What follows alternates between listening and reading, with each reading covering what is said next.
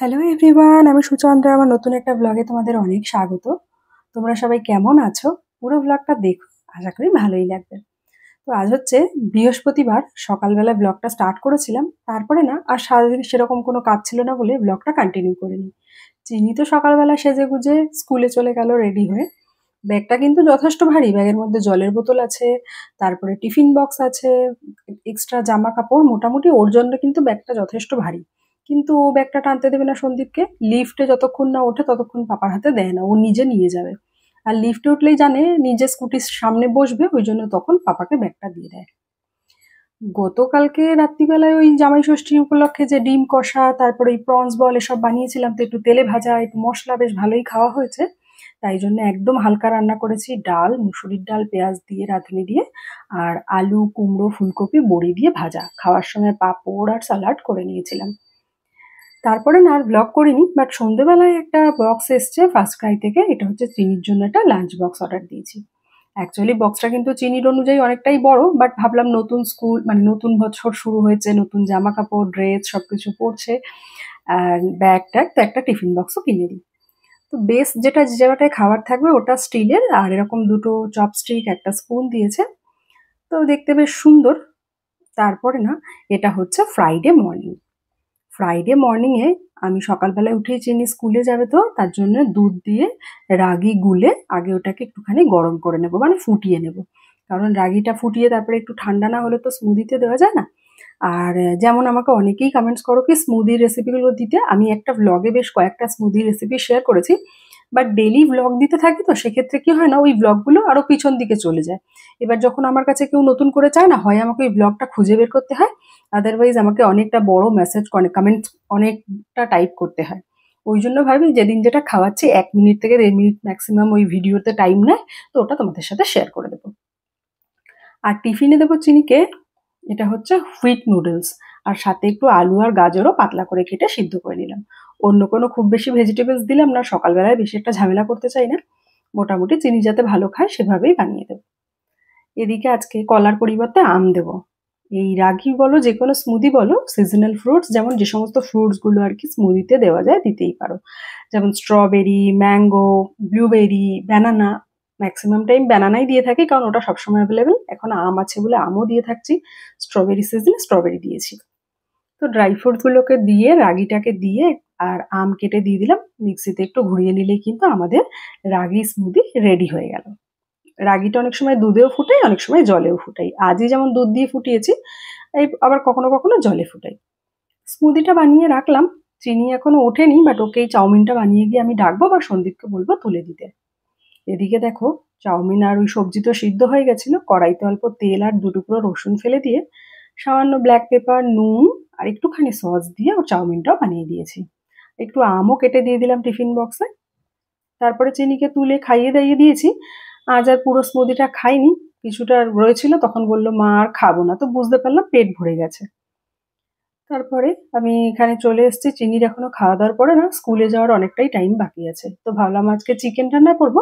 চিকেনগুলোকে একটু ম্যারিনেট করি। পিসগুলো একটু বড় বড়, তো যদি একটু নুন মশলার ভেতরে না ঢোকে না, খেতে ভালো লাগে না।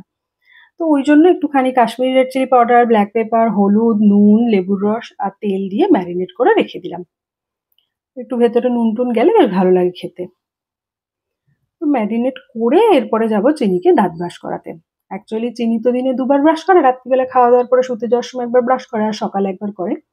তো রাত্রিবেলায় যেহেতু ব্রাশ করে শোয়, সকালবেলায় ওঠার পরে না মুখ হাতটা একটু ধুয়ে দিই, ধুয়ে তারপরে ওকে ব্রেকফাস্টটা করিয়ে দিই। দেন স্কুল যাওয়ার আগে দাঁতটা ব্রাশ করে দিই। তো ওটাই আর কি, ভাবলাম একটু হাতে সময় আছে, চিনিকে ব্রাশটা করিয়ে বিছনা টিছনা গুছিয়ে নেব। তো চিনি রানী তো ব্রাশ করার সময় একটুখানি সকালবেলায় উঠেছে, এখন খুব ড্রামা করবে, নিজে ব্রাশ দিয়ে প্রথমে বলবে নিজে মাজবে, তারপরে সফট টয়েসকে মাজাবে, এসব করবে। আর এখন বাজে দেখো ওই 9:45 মতন, বাইরে কিন্তু বেশ রোদ্দুর উঠে গেছে। এখন আবার 2 দিন বৃষ্টি হচ্ছে না। দেখো এখন পান্ডা নিয়ে নাকি ও ওখানে দাঁড়িয়ে থাকবে। আর আমাদের ঠিক সোজা সামনের ফ্ল্যাটটাই না একটা বাচ্চা আছে, ওই চিনির থেকে 6-7 মাসের মতন বড়, কি 1 বছরের বড়। তো ওর সাথে মাঝে মাঝে ও এসে ওই ব্যালকনিতে থাকে, ওর সাথে দাঁড়িয়ে দাঁড়িয়ে কি সব যে নিজেরাই বলে, নিজেরাই জানে। A for apple, B for ball এসব বলে যায়, আর ও ওপাশ থেকে তেলেগুতে কিছু তো বলে, সেটা আমরা বুঝতে পারি না। তো চিনি ড্রামা দেখো, দাঁত ব্রাশ করছে, এদিকে মুখের ভিতরে ব্রাশটা দিচ্ছে না। মুখ চোখ দেখো একদম কিউটি, দুষ্টু হচ্ছে, ব্রাশ থেকে জল কি পেস্ট করেছে সেটার দিকে তাকিয়ে আছে। ঘুম থেকে উঠেই শুরু হয়ে যায়। দেখো সফট টয়েসকে দাঁত মাজাবে, এইসবই করতে থাকে, সকালে অনেকটা সময় নেয়। বাই করো, গুড মর্নিং বলো সবাইকে, বলো আমি স্কুলে যাচ্ছি, আমাকে মামা চাউমিন দিয়েছে, আর পাপা নিয়েছে স্কুটির চাবি, পাপা পাপা স্কুটির চাবি নিয়ে নিয়েছে, তুমি চলো বাই করে দাও, বাই করে দাও, বাই চিনি, দুগ্গা দুগ্গা, আস্তে আস্তে যাও,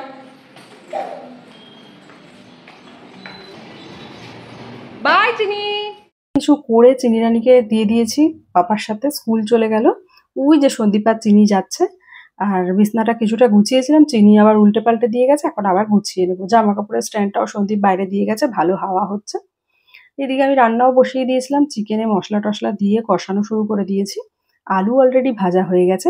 আর আমাদের ঘরে না যে কোনো রান্নায় যেখানে আলু চলে দেখবে এক গাদা আলু দেওয়া। অ্যাকচুয়ালি সন্দীপ তো আলু ভালো খায়, আমিও খাই, চিনিও ভালো খায়। এবার আমার না ওইরকম যে আলু দিতেই হবে এরকম ম্যান্ডেটরি ব্যাপার নেই, দিলে ঠিক আছে, কিন্তু সন্দীপের আবার আলু চাই চাই। আর আমি যেহেতু দুবেলা রান্না ম্যাক্সিমাম দিন একসাথে করে রাখি, সেক্ষেত্রে না ওই আলুটা অনেক চোখে পড়ে, দেখবে মনে হয় যেন কত আলু ব্যবহার করছি। তো ওটাই আর কি। তো ভালো করে কষিয়ে টষিয়ে কুকারে দিয়ে দিলাম, আর এখানে দুটো হুইসেল পড়লে নামিয়ে দেবো, নামিয়ে গরম মশলার ঘি দিয়ে আবার ঢেকে দেবো। একটা রিলসে শেয়ার করেছিলাম ইনস্ট্যান্ট আমের আচার বা আমের চাটনি, ওটাই একদিন বানিয়েছিলাম, তারপর আবার শেষ হয়ে গেছিলো, কাঁচা আমার আনা হয়নি, এইবার আবার বাজারে গিয়ে এনেছিলাম, তো আবার বানিয়ে নিচ্ছি। এটার রেসিপিটা আমি তো শেয়ার করে দিয়েছি, কেউ যদি মিস করে থাকো বা যদি মনে করো ট্রাই করবে আমাকে বলো, আমি আবার ওই রিলসটাকে রিশেয়ার করে দেবো। তো ওই আর কি, রোস্টেড জিরে শুকনো লঙ্কা মিক্সিং জারে দিয়ে দিলাম, দেন আমের টুকরোগুলো ধনে পাতা দিয়ে দিলাম, পুরো বক্সটা ভরে গেছিলো বলে একটু ঘুরিয়ে নিলাম, তারপরে আবার ওই কাঁচা লঙ্কা রসুন তারপরে নারকেল পাউডার নুন চিনি যতটা যা লাগে সব ভালো করে দিয়ে অল্প জল দিয়ে সুন্দর করে একটা পেস্ট বানিয়ে নিলাম। সর্ষের তেল গরম করে তাতে কারি পাতা আর সর্ষে ফোড়ন দিয়েছিলাম, সেটা দিয়ে নাড়িয়ে দিলাম। এবার বেশ বেশি করে বানিয়েছি, বেশ কিছুদিন চলবে। এই হচ্ছে আমার চিকেন আলুর ঝোল, আর এই পাশে চাটনি। অ্যাকচুয়ালি চিকেন রান্না করলে অন্য কিছু রান্না করি না, কারণ কি বলতো কাউরই সেরকম খাওয়ার ইন্টারেস্ট থাকে না, সব কাজ হয়ে গেছে, আর বাসন টাসন মেজে আমি একদম ঘেমে গেছি। বাট আমার একটা রিলসের ছোট্ট ভিডিও করার ছিল, সেটা করে নিয়েছি, ওই জন্য একটু রেডি হয়েছি।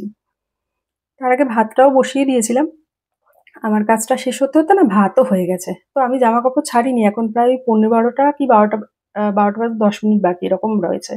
আর 12:30টায় চিনির ছুটি, সন্দীপ চিনিকে দিয়ে এসে না ঘর ব্রেকফাস্ট করে ঘর-টর মুছে গিয়ে একটু শুয়েছে, ওর তো অফিস 1টা থেকে, তো আমি ভাবলাম যে ও যদি একটু ঘুমিয়ে পড়ে ঘুমাক, আমি তাহলে চিনিকে নিয়ে এসে দেন স্নান করবো।